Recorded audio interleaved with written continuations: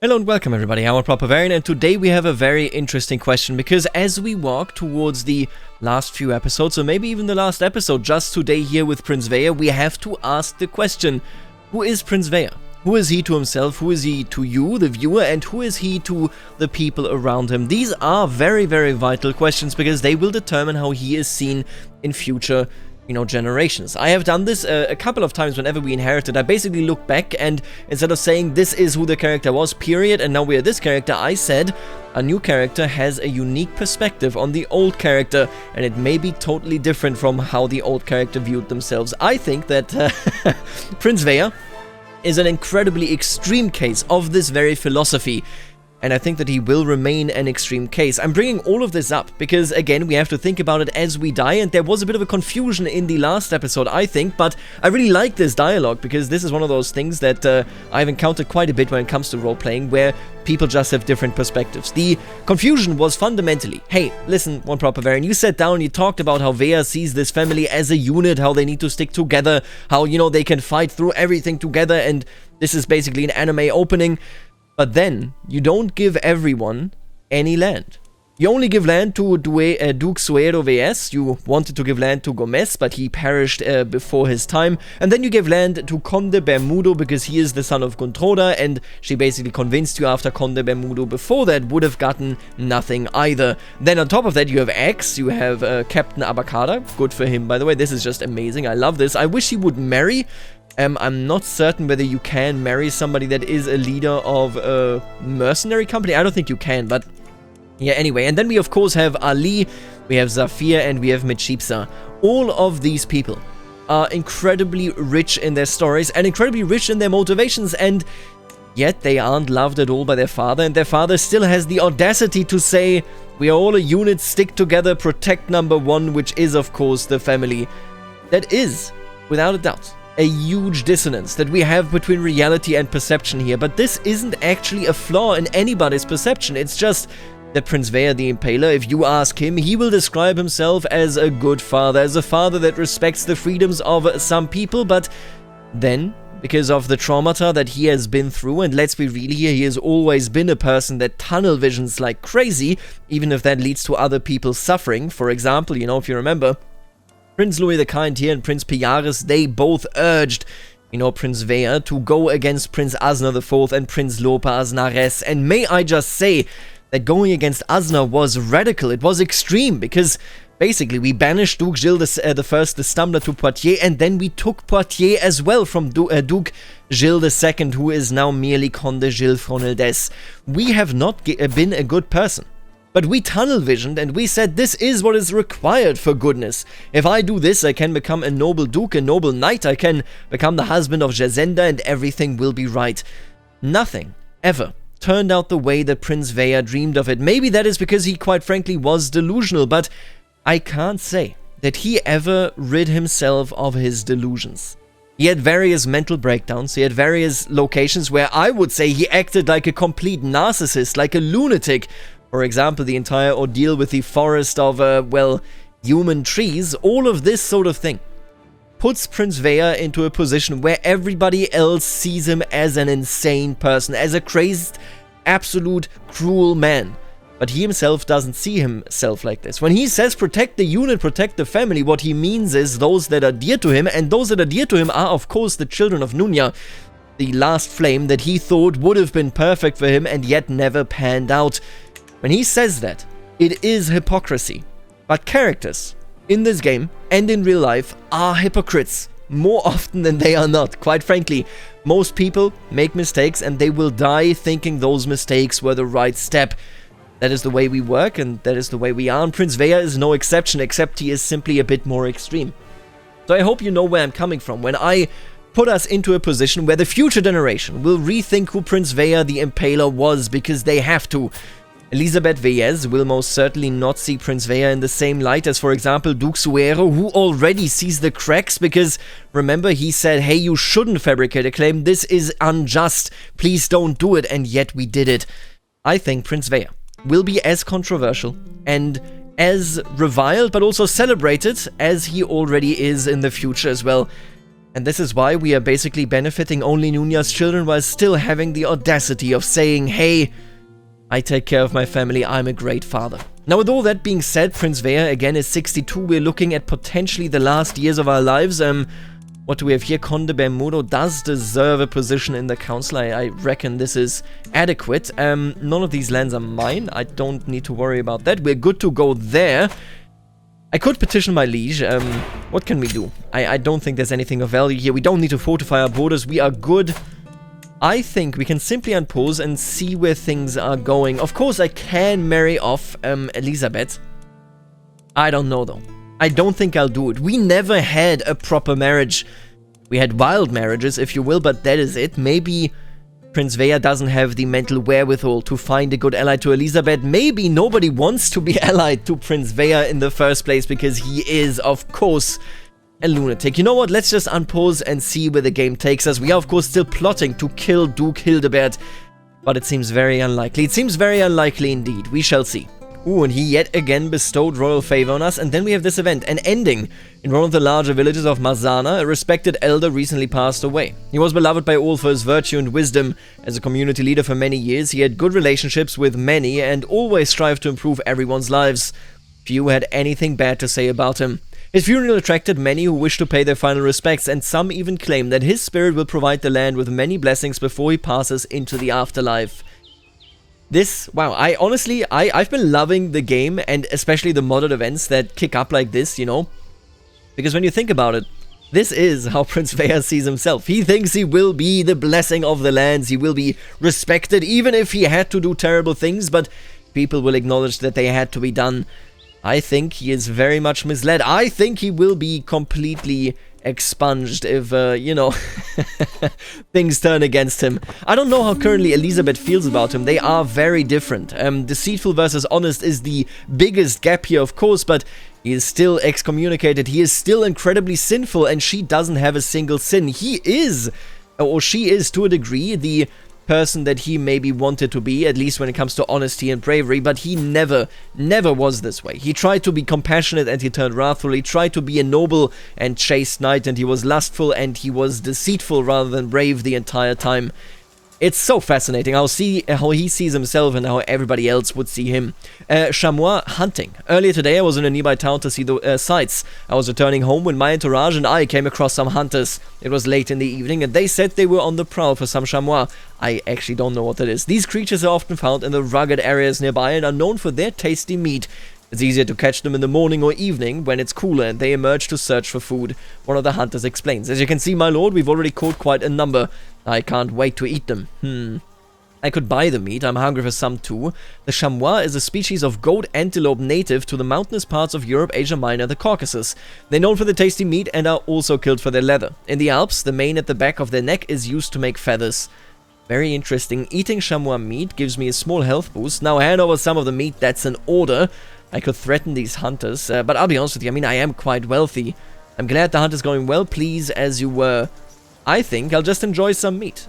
We've never been stingy. Yeah, we are wrathful, but these hunters didn't do anything wrong. Let me buy some of your meat, and I will enjoy it just as you do. Here we have Zafir coming of age. He's a zealous, brave, and deceitful man, and you can already see. You can already see. And this is what I love so much about this difference. I mean, it is largely the cultural acceptance here and whatnot, but the love that our other children have for us, that we have for them, there's really a distance here. And I think, honestly, as much as basically, mechanically speaking, it is entirely because of the cultural acceptance and the religious difference here, I will tell you, I think that Prince Veyer doesn't understand his younger children. He is too old, he doesn't care for them as much as he cared for the others. Yeah, I mean, good luck to you, Zafir. I hope that you have a good life, but we didn't really have a tight connection. Yet again, I will tell you. Prince Veyer will demand of Zafir absolute loyalty, but he will offer him nothing. My acquaintance died. None of these are really relevant to us, I think. Way in. Duke Hildeberg's sister and friend Bonn is a fanatical woman, and as I find myself in her company, I am at first wary. However, I soon realize that she is not as averse to my company as I first thought. Please, my friend, tell me about yourself, or this matters between Hildeberg and me. I will, without a doubt, use his sister against him if I can. Why is she all the way over here, by the way? She's in Bar. I don't quite understand why. She might just be visiting over there. I mean, this is not his court. But either way, sure. Please tell me about yourself. Let's hope that we can create a friendship here. I'm a wolf in sheep's clothing, closing in on my quarry. You grow closer to forming a friendship. Right, close to a courtier until 1000. Ooh, that is pretty good, but I'll be honest with you. I mean, can we even recover from this? I don't know whether there's anybody that I can convince. Maybe Bonn can be convinced. If this takes 3 years, I might be able to get her on my side here. Is romance maybe something she likes? Nope, it's not. I will try to seduce you, potentially making it so that you will be on my side against your brother. Wounded, my injured niece. What happened here? How did you get injured? Severely injured, oh my god. My niece has been wounded and the injury runs deep. I fear that her body is not strong enough to fight this on its own. I feel death lingering by her bedside. Do we not have a court physician? We do, but she probably doesn't. Oh my god. Where did she get that from? What is this wound all about? Oh, she's a flagellant. Don't tell me she did it to herself. I have to ask, are these even the children of my son? I'm not certain. Who knows? We did pick up a new trait, and I am thinking. We are a great commander, and we see ourselves in this light.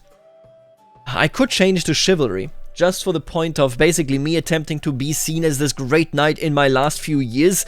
I will tell you, I'm not too interested in any of these. Like, they just won't change anything about us. I think we can check this out and maybe try to, you know, be the person that we wanted to be the entire time. Quite frankly, honestly, we haven't done it in a while.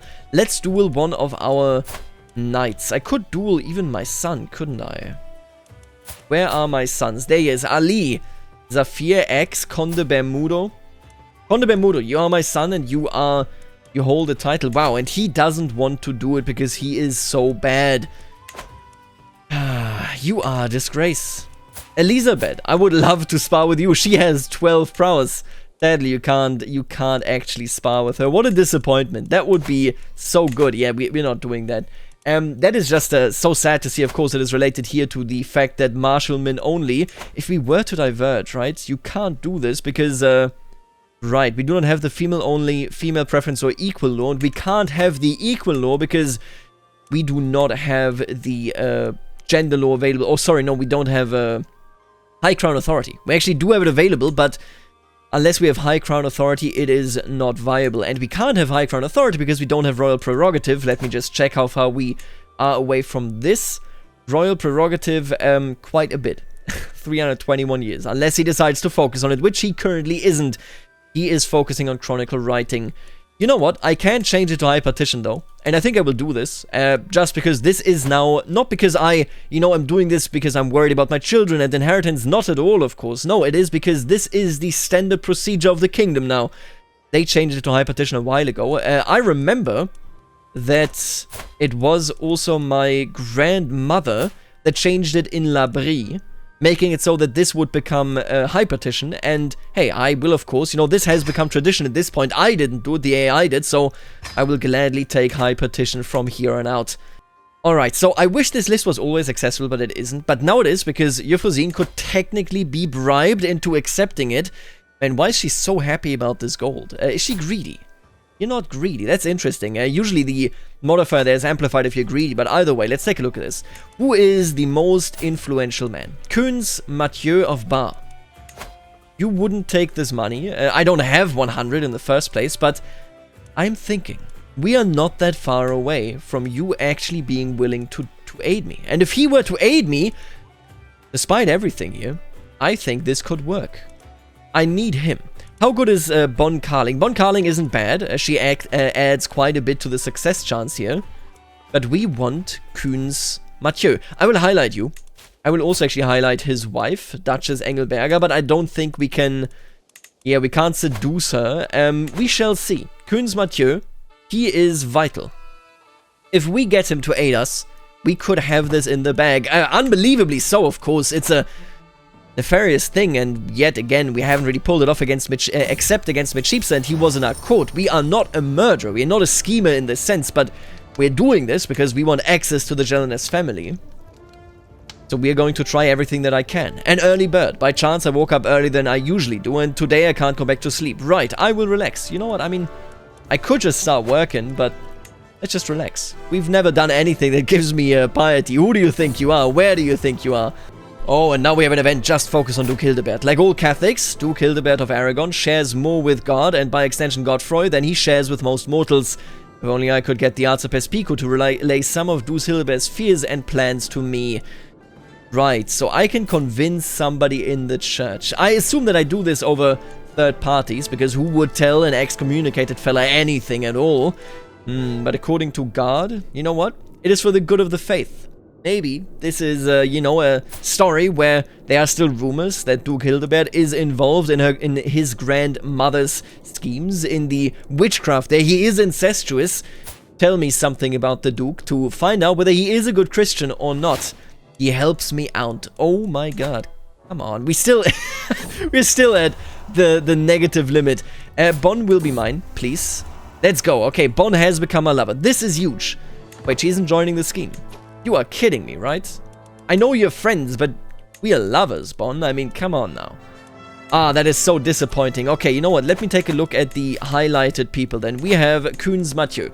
He needs to like me. He does not like me at all. I can't make him join my scheme right now. I could send him a gift either way, but that wouldn't cut it. I could try to sway him, but it will take several years. My god. Ah, that is a long time for that to actually work. I could try to add him to my witch coven, but I mean, I'm actually thinking about this. He's the only person that would be in the witch coven that isn't involved in either my wild marriages or in my family as a child and so on. But if I involve him in this witchcraft circle, he is a wrathful man. He is not, you know, far away from sin, and maybe he will understand one another quite well. If I involve him here, it could bring risk, but it could also bring certainty. Yeah, obviously you wouldn't want to do this. I think, you know what? Let me actually check. We could technically switch over here, and then we could attempt to befriend. But I'll be honest with you, I don't see it. I do not see this working out. We are already 64. Time is passing, and time is passing fast. And I doubt that any character after this one would actually be willing to murder the Duke. So from that point of view, I feel like you... Wait, what? If I start the scheme anew, doesn't that mean... Does that mean I'm no longer discovered? It takes 8 years, though. Unless I can find somebody to actually aid me, huh? No, I'm not going to restart the scheme. That is ridiculous. Ah, I don't think we can pull it off. I simply do not think that we could pull it off. Kuhns Mathieu of Bar would have to aid us, and I don't think he is ever going to be willing. I could give him a gift. I could gift him a chess set. That is 15 opinion. That is... that is very sad. That is a very sad amount that you gain from that. Yeah, all of these are not worth it. Maybe if I find secrets. Oh, why didn't I do this before? You know what? Let me actually check here. Support schemes. What are you looking at? Still 5 out of 20. No. Oh, Fakir, you are awful. Wow, you are truly terrible. Fakir. First of all, she still lives, which is very, very good. Second of all, we have a mayor here that could aid us. We have our own son. You know what, son? If you work this out, who do I have a better relationship with? I think it's X, right? Yeah, we like X slightly better. X, listen. My high friend. If you deal with this, if you find a secret on Aragon, if you find out how we can harm them, I don't even know where his capital is, by the way, then you may actually get some land.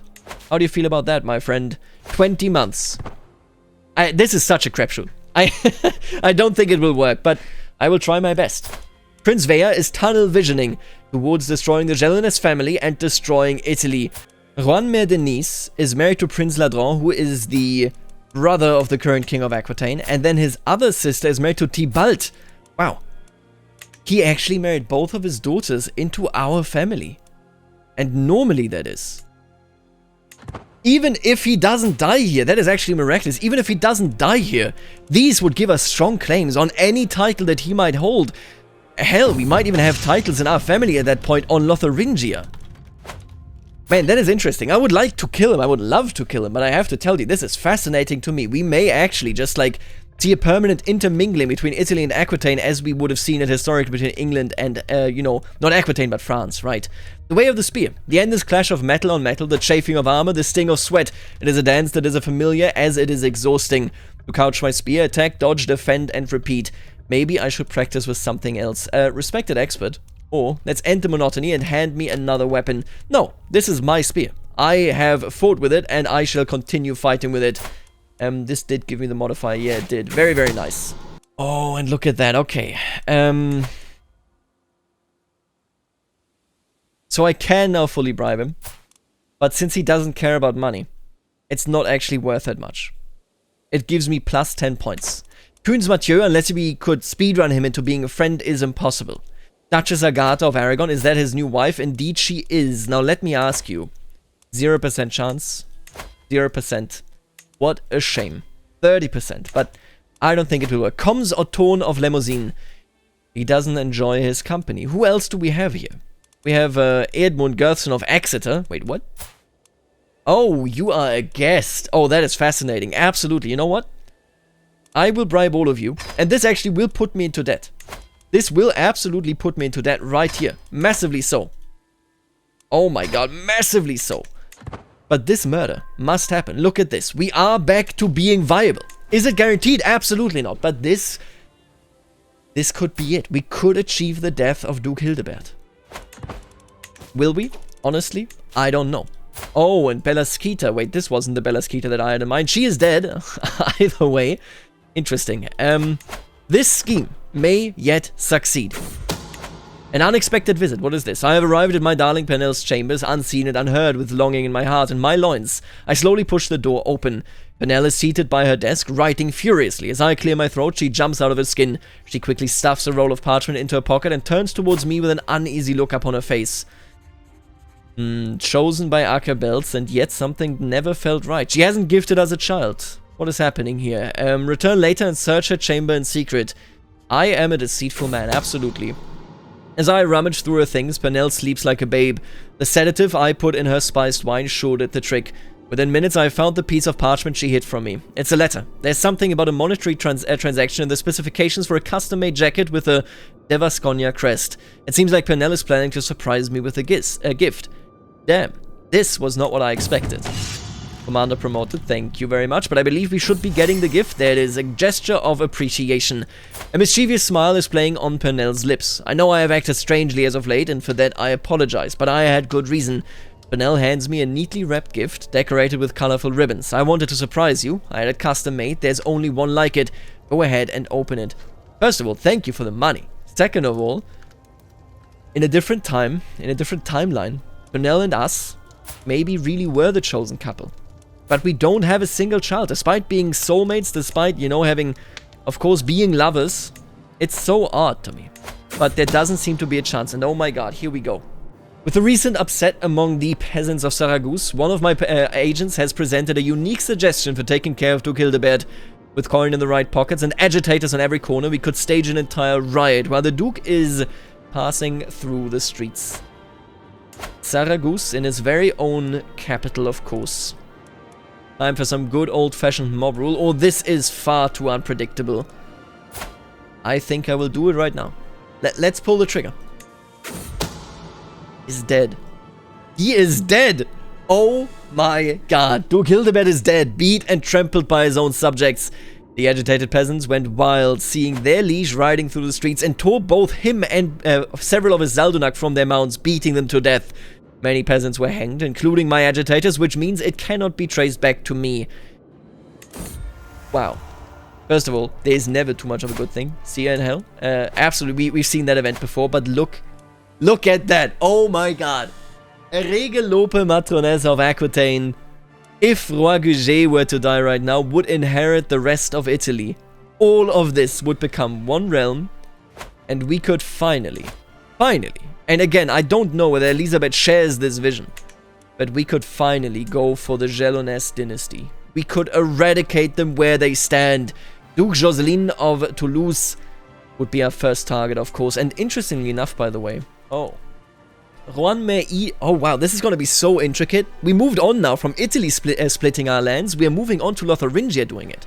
Juan Denise, yes, she is married to Prince Ladron, but in her first marriage, she was married to the king of Lotharingia, making it so that Roi Clotaire IV of Lotharingia is in a position where he will inherit all of this. All of Aragon, this right there, then Languedoc, all of these lands. Of course, a very powerful king of Aquitaine can reclaim these lands, but we are slowly but surely really getting involved in Central European affairs. Let's take a look at this real quick. He is not Karling. He is, of course, descending from the Karlings, but he's not a Karling. Bavaria, very much not a Karling. France, still a Karling. Interesting. There's a lot of dynamic stuff going on here in these lands, no doubt.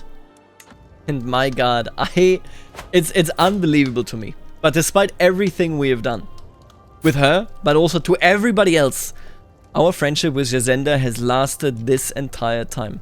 She still is, visiting us, we are visiting her, and of course we're hanging out. We have learned from the lessons at the very least when it comes to Jezenda. We maintain a normal relationship, and man, we are an awful person. Can I just say that? Look at this. Look at all these modifiers. We are truly atrocious. And yet she still cares for us. Now, Mechipsa, you are a stupid fella. But honestly, he is pretty good. He's a pretty good fella. I mean, damn. Grew up to be pretty okay. He's a friend with Zafir, which is very, very fascinating to me. Let's take a look at my daughter, Elizabeth. Do you still have the friendship with Martin and Duke Suero? Interesting. Very, very interesting. She could surely marry somebody. Oh. Wait, what? Eneco Fakies de Cominges is in charge of Cominges. Why? And how? Oh, no, he's not. This just gives an alliance. I was mistaken there, of course. You are still together with Conde Bermudo. That is the way it needs to be. Very, very good. I don't see any attractive matches here. Frankly, it is because I'm excommunicated and everybody hates me and so on. But, like, I think we have to marry Elizabeth if she wants to marry. And I think she does. She seems very conventional, actually, as a character. We have to marry her off. Or rather, we have to marry once she is in control. Once we have passed away, frankly. An unworthy challenge, right. I tried not to show my relief. He basically tried to kill us in a sparring fight. I strike him down where he stands. I could give him a lecture on honor. I mean, striking him down where he stands sounds so much like us. But then again, I mean, we don't hate him. We certainly don't. He doesn't like us. I will give you a lecture on honor. Honestly, that is the way we perceive ourselves. A very honorable, a very, honored man. In all of the things that we have been through, we have always emerged as a great person. At least, so do we think. And what is this? Mechipsa. Wow. And oh my, I've never seen it from this direction. The challenge. I'm sparring with one of my soldiers. Sweat beading on my forehead when I experience the uncanny sensation of being watched. Looking over my shoulder, I spot my son Mechipsa, who waves at me. I walk over to greet him. We talk about our weapon practice for a while, trading tricks and advice. Just as I'm about to leave for another round, Mechipsa's face lights up and he suggests we practice together. Damn. Mechipsa, I think he actually loves us like a father. Alright, challenge accepted. The sounds of spear clashing against hammer echoes between the courtyard walls. All eyes are on us. Everyone wants to see their Marquess fighting his son. The crowd applauds us as I lunge, and their admiration makes me bold. Instead of pulling back, I attempt a new technique I have been practicing. The movements flow through me and into my spear as if we were one. Mechipsa is defenseless before me. Let it end here. Well fought. I'll show him not to challenge me again. I don't know. I think we have this culture of training duels. I don't think we see this as an attack on our, authority. If anything, I would be disappointed in how easy he can get overwhelmed, but would I really punish him for it? I don't think so. Let it end here. Well fought indeed. Got you. It's a ghost, Zafir shouts, pointing behind us. Ah, Condessa Elizabeth screams. Zafir bursts out laughing. You should have seen your face. How craven. This wasn't funny at all. Stop scaring people, Zafir. It's not funny. What a random event. So this is Elizabeth, my courtier and lover, right? And this is Zafir. Honestly, come on, Elizabeth. Your cowardice is embarrassing. I do feel this way, but honestly, this is much more important. She died in the year 999 to old age. We didn't even get a stress break. We didn't... Man. Prince Veyer really has built up a distance, even to the person that he has longed for so many years. Nunya hit him significantly harder than Jezenda. He was stressed while he, of course, was going for Jezenda, but all of that is long gone. Lotharingian the Eurowar for the Greveskip of Zuidpen. What are you going for? This one? I don't even... Yeah, okay, it's this one. So you're fighting Holland now. Well, I assume they have it coming. Oh, and there we go. We've died. Prince Veyer of Aquitaine rests in the arms of the Lord at age 67. He died of old age. Branded a heretic by the church, he will surely suffer for his sins. Marquesa Elizabeth ascends to the throne, a greedy woman. She is unlikely to garner the favor from the peasantry of the realm. Prince Veyer is gone. 67 years old. 10 wars. He was, of course, living a martial lifestyle and became a seducer. He was a sinner. Through and through a sinner. Was very much dreaded. He founded a house and he died of old age. We get everything, of course, with her, and yeah, that puts us into an entirely different situation. You know what, let's take a look at who Marquesa Elizabeth is before we end the episode here. She is the only legitimized bastard, of course. She is a reaver, meaning she is probably a pretty savage war leader. She's a tough soldier. Not amazing, not terrible. She's greedy, she's honest, and she is brave. Maybe she wants to make her own name. Now, what is her relationship? What is her view of Prince Veyer the Impaler? She benefited from him. He always treated her with a beautiful, beautiful care.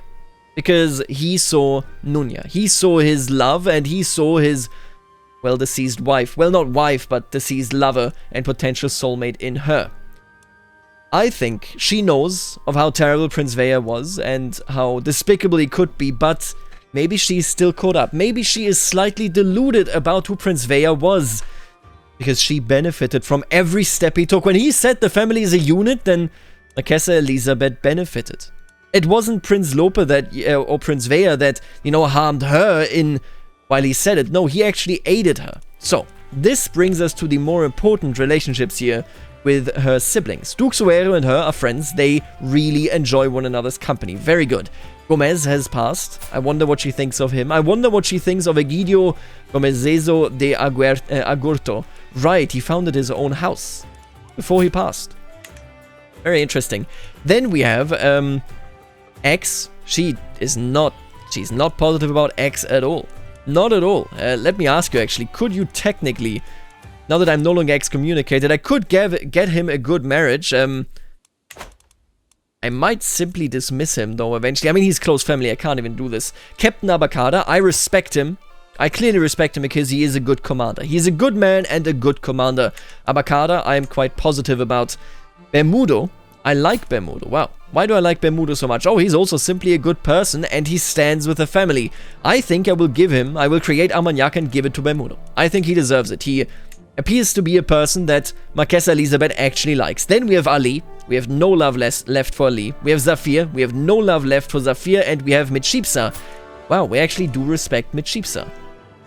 That is because he is a good person. I think our dislike fundamentally of our siblings that are Muslim isn't because they are Muslim. This isn't going to turn Elizabeth into a zealous person. The way I see this is that she dislikes them because she sees them basically as servants. Her father said, defend my favorite children, and she was one of them. Some of their favorite children are willing to do this. Mitshipsa, for example, is a good Zaldun, or will be a good Zaldun. He will serve in the armies of Marquesa Elizabeth. He will be an advisor to her.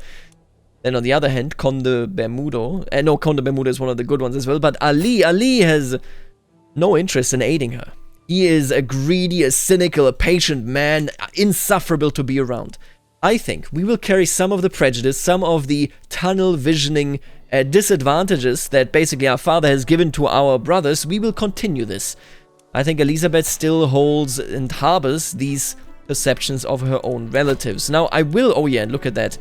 All of a sudden, we can get married to a couple more people. Yeah, I will take a look at maybe in Italy, maybe in Asturias, Navarra, Aquitaine, France, whether I can't find a good match for our lady here. I do think that she desires it. She wants to live the life of a proper knight, but honestly, I will take some time to think of how she perceives the entire situation of witchcraft as well. There is so much to think about from her angle, but I do think, as far as her siblings are concerned, she simply is disgusted by a few of them. She thinks ill of them. She thinks they are no more than the servants in the castle that should adhere to whatever word, whatever rules she lays out.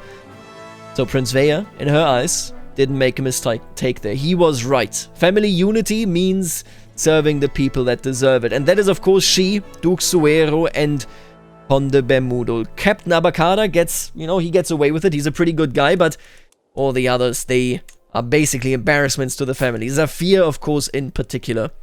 I will see you tomorrow in the next episode as we are walking towards a mega Aquitaine due to the work of our king. And we shall see what sort of life Elizabeth will actually lead. For the moment, I will see you later, alligator.